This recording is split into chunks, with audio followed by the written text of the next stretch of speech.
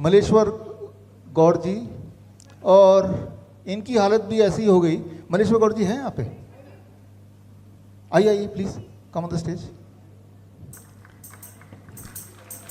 आइए, नमस्कार नमस्कार। आप हैं मलेश्वर? मैं तो पहली बार मिल रहा हूँ, आपको पता ही चल गया होगा। तो आइए, आप भी साथ आइए, साथ आइए। गोपीनाथ। तो इनकी हिस्ट्री मेरे पास है, ये माइक ठीक है। पिछले 2013 तक इनकी हालत इस पंचर की तरह थी, डायबिटीज़, हाइपरटेंशन। तो डॉक्टर ने बोला कि भाई आपको दवा लेनी पड़ेगी, जैसा कि बोलते ही हैं।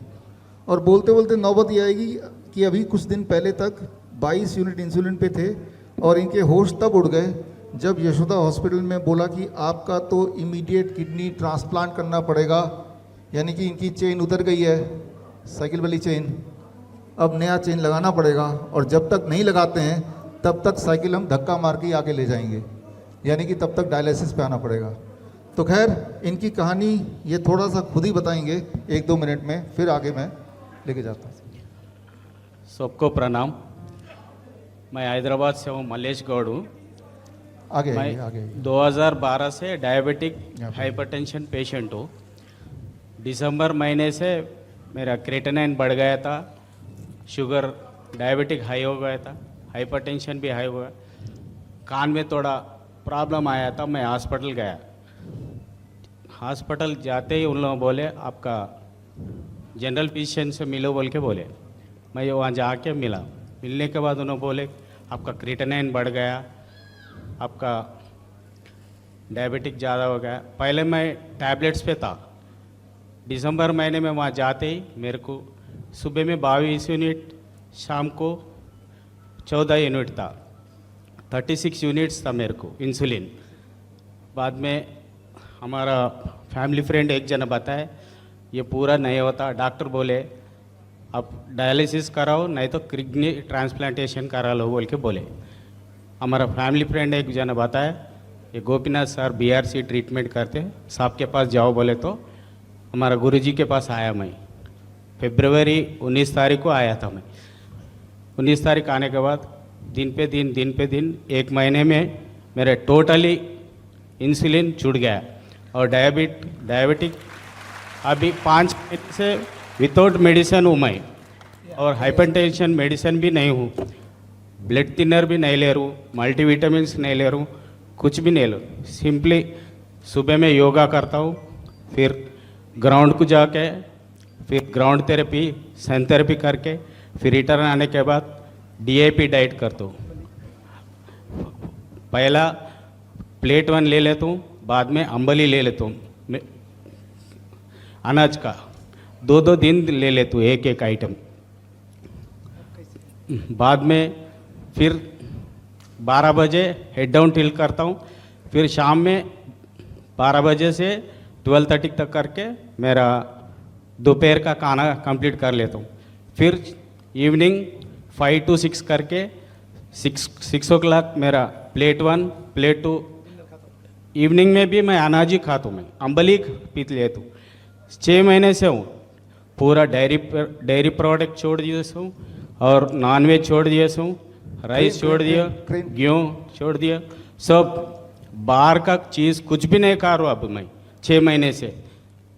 पहले मैं 10 मिनट चलने को भी मेरे को मुश्किल होता था, मोशन फ्री नहीं होता था, यूरिन आउटपुट 700 to 900 ml ही आता था।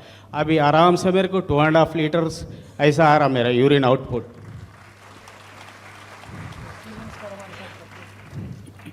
सुबह में 6 बजे से 7:30 तक योगा करता हूँ।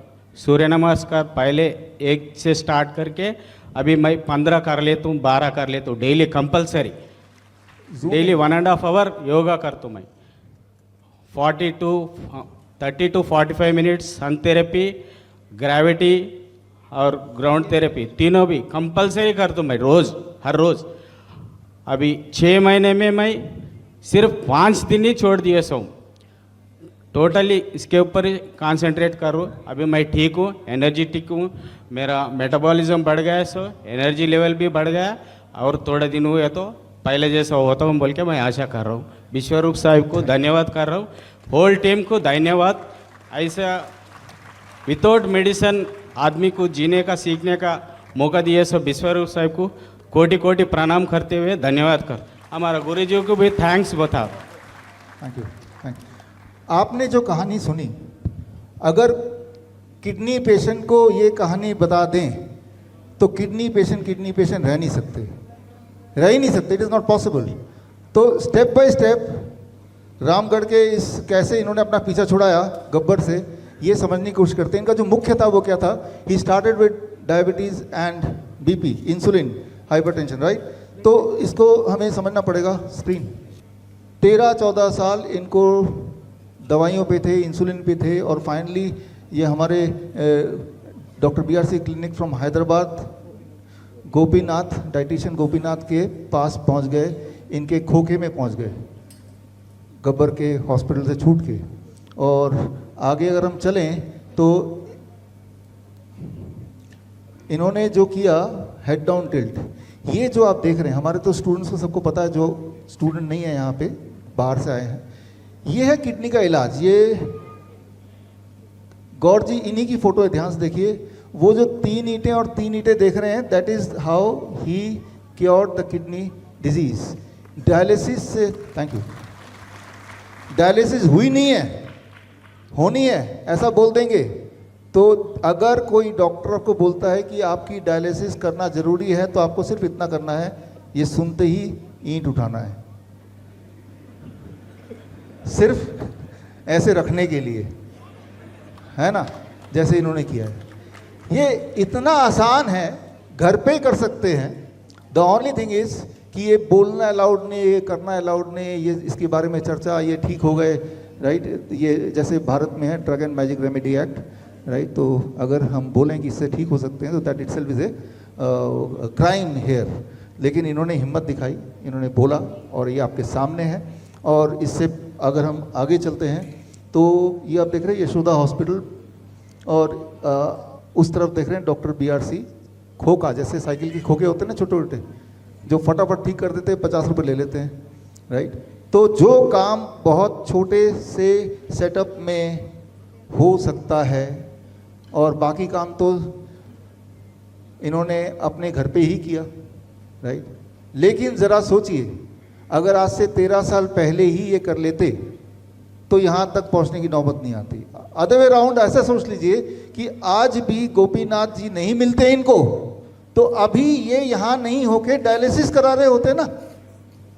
तो ये है गब्बर का सिस्टम, जिस सिस्टम से एक आदमी ने अपने पीछा छुड़ाया, राइट। लेकिन कुछ लोग ऐसे भी हैं जो उतने गौड़ जी की तरह खुशकिस्मत नहीं हैं, तो उनको भी हम देख लेते हैं। इन्होंने 13 साल बाद इनकी आंखें खुली, लेकिन हमारे जो अगले sir, thank you, thank you. बड़ी से बड़ी बीमारी का आसान से आसान इलाज घर बैठे ही हो सकता है। अधिक जानकारी के लिए कांटेक्ट करें nearest doctor BRC clinic @home।